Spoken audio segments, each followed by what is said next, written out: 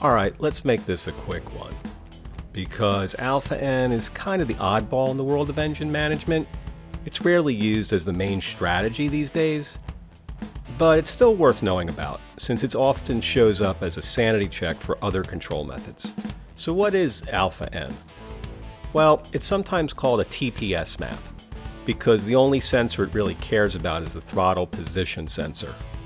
Pair that with the engine speed, your RPM, and you've got the inputs alpha N uses to decide fuel and timing.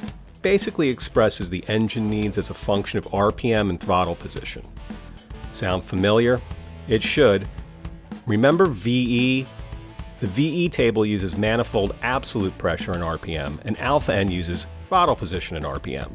This can be used to calculate the volume of airflow at any RPM and throttle angle. And to get mass, we can use an IAT and a barometric pressure sensor. Now, alpha N works best in naturally aspirated or supercharged engines, where there's a more constant flow in direct relation to RPM. Now, where do you actually see alpha N? Usually in tricky situations. First, when a map or math sensor bites the dust and your primary strategy becomes unreliable. Here, alpha N can step in as a backup. Something's better than nothing, right? Ford even has a version called load with failed math.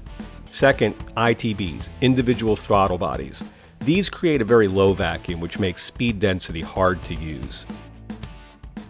And because a mass airflow sensor would be too restrictive, alpha N becomes the fallback.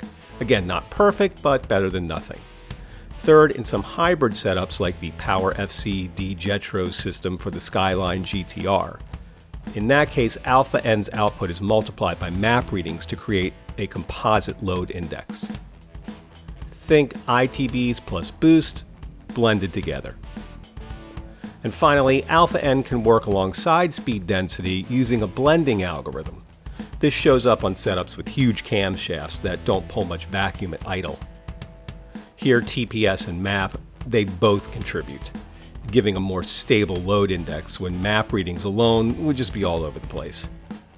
The electromotive TEC3 is a good example. Now the catch. Alpha N has some big weaknesses. It doesn't handle hills very well. Imagine holding the throttle steady while going up or down a grade. Load changes, but alpha N, it just won't see it. It also struggles with temperature swings and some other real-world variables. But at wide open throttle, it does just fine. So alpha N may not be the star of the show, but it plays an important backup role in engine management.